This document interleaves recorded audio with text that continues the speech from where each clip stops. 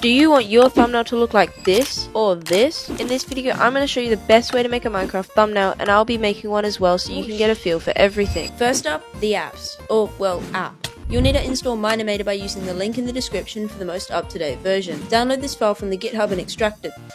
Then open up Miner and hit create new project. Here, name it something like thumbnail or my first thumbnail.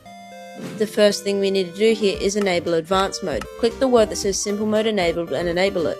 If you get asked for a key, simply follow the steps, either choose to donate or not, then paste in the key. Now the fun part, let's start by importing a world.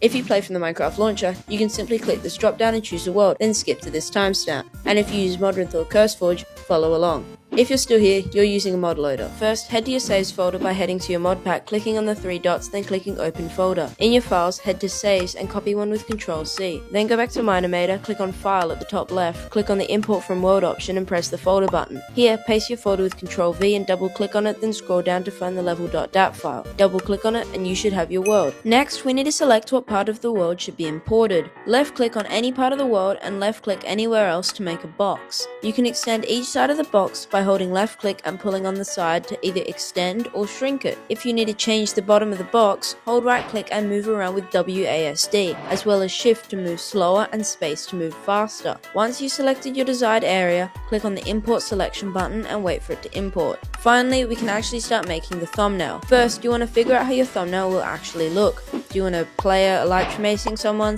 facing a giant castle, or something else? Depending on what it is, find a good spot where you can visualize where to put the players in your scene. One thing I forgot to mention in the script is removing the clouds. You can go over to the right click environment, then either turn off or raise the height of the clouds. You can move the camera using the same controls as before when you imported your world. Now click the crafting table on the left and add a camera by clicking on camera, then clicking on create, and it'll automatically be placed where you're looking. Now you can move yourself around while the box on the bottom right stays the same. Finally, set your camera to FOV 30 and adjust the position by moving around the same way as you did before, only using the small box on the right instead. We'll get back to the camera later. Next, we need to add your players. I'll start by adding a player here, as I want to make one where somebody maces somebody else as they're falling. First, click on the crafting table and click on player. You can either choose to type in a username for the skin, or you can upload one yourself. Choose if it's either wide or slim, then add it to the scene. Place your player somewhere in the world, then you can select each body part and move them around. When modeling your player, make sure your timeline cursor is at the start,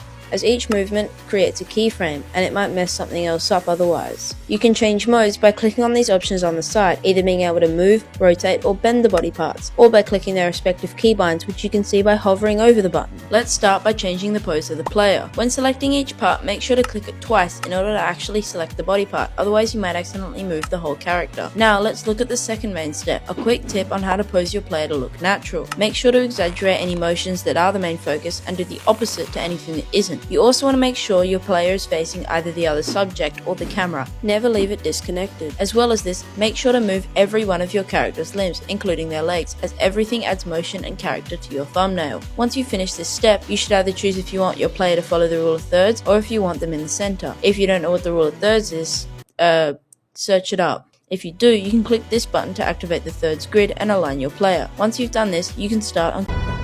To add and pose your second player, repeat the steps for what you did for the first, making sure to have your characters looking at each other or having the second player in the back, big enough to see. If you're making a thumbnail similar to mine, keep the second player closer to the camera, though further off to the side, as this will be important soon. One of the best tricks I've learnt making thumbnails is that having a setting at nighttime or when it's dark is amazing, as you can add specific lighting that targets the main characters. To set your scene tonight, click on environment, then turn the time slider until it's midnight or any other nighttime you'd like. Next, head to the crafting table and add a light. You can change the light settings to make it stronger, be visible from further away, change the color or anything else. Move your light to illuminate your main character's face and body, leaving the second layer shadow to draw less attention to them on the thumbnail. Once you're done making the lighting, we can start on camera effects. The first effect you want to give your thumbnail is depth of field. This makes the background of your image blurry, and as you'll see, the foreground as well. Start by clicking on the camera, then turning on the depth of field option. Here, you want to configure these settings until you have something like this, when the environment behind your main character is blurry and the second character is also blurry.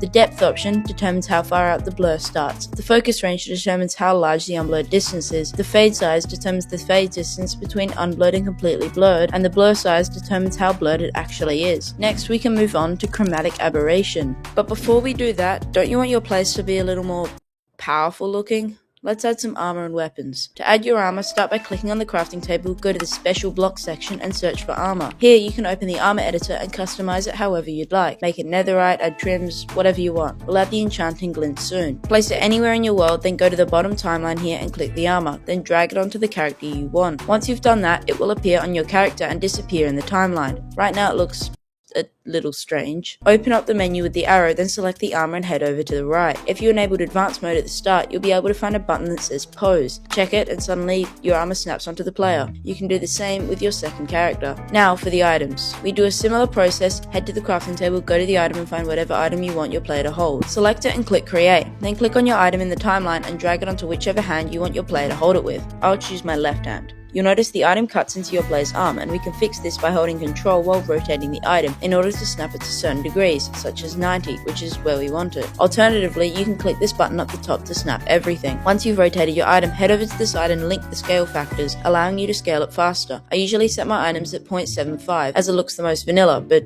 you can set it at whatever you want. Now you can position your item in line with your character's arm, and now if you reposition their arm, you'll notice the item and the armor moves along with it. Let's quickly add an enchanting glint before we go back to the camera. To add an enchanting glint to your armor and weapons, select the armor or item you want to add the glint to, go to appearance on the right, then either select armor or item depending on what you're adding it to. Here you can change the strength and scale of the glint. Now we can go back to the camera settings. Let's start by adding some chromatic aberration. Now you don't need to do this, but it will make your scene look like it has more motion and look more exciting. To add chromatic aberration, select your camera and turn on the chromatic aberration option. Then you can change your red, blue and green offset. The more different the numbers are, the more it will change. You can see the effect in the camera viewport. To complement this, we can distort the camera as well by turning on distort. Then you can change how much you want to distort the corners. This is looking pretty cool right now, but we're not entirely done. Check your scene will actually look good by clicking this button on your camera view, turning into rendering mode and probably destroying your frame rate. If there's any shadows blocking your player or anything that looks off, make sure to fix it before we render the final thumbnail. Let's switch back to shaded mode and click render. Deselect the watermark, make sure the background is enabled, then click render. Choose where to save it. I'll just choose my downloads, then click save. If you're happy with your thumbnail, that's all I have for you. But if you truly want to make it look good, stay around as here we'll do step 3, some tricks for DaVinci Resolve. Open up DaVinci Resolve as we'll be using it to color grade and add fog effects to the scene. If you don't use DaVinci, you can color grade in a different program, but I won't be able to help you with it or adding fog. First, input your image by dragging it from your files and place it in the scene. To color grade, head to the color tab and change these sliders until your image looks how you want it, being more saturated for a happier feeling, lower temperature if you're making your thumbnail in a snow biome, and higher if you're in a desert. You can mess around with these settings until you've got something that doesn't look like an image that's been screenshotted 50 times. Now let's move on to fog. Head back to the edit page and click on effects, then search for a fusion composition, then drag it into your timeline, placing it at the start with your previous clip.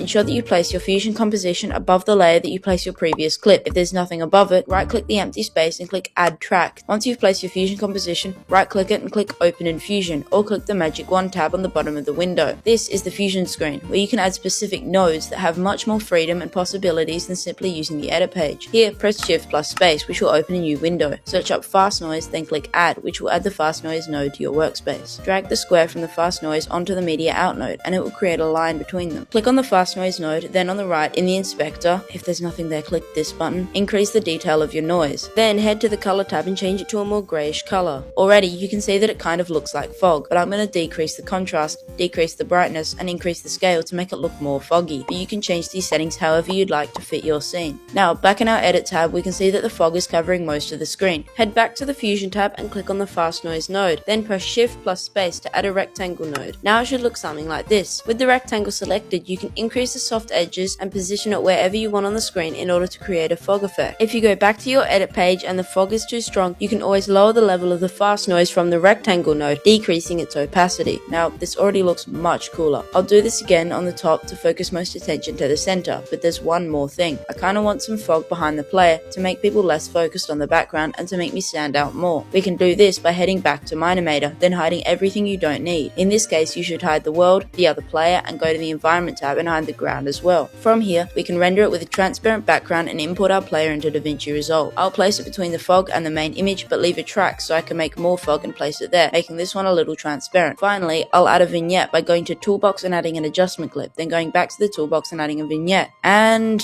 we're done. Remember, you can add any extra effects you'd like. For example, I added this eye glow effect with just a simple PNG placed on top. Time to export export our final thumbnail. Put your playhead at the start and hit the right arrow once to go forward 1 frame, then press Ctrl B to cut and delete the excess clips on the right. Now when exporting, it'll only export 1 image instead of 50. Head to the far right tab and change the export mode to JPEG, choose a file location and thumbnail name, click add to queue and then click render all, and you're done. I highly recommend you keep using Minimator for your thumbnails in the future and keep playing around with it to make anything you want. Thank you for watching and I hope to see you in the next video.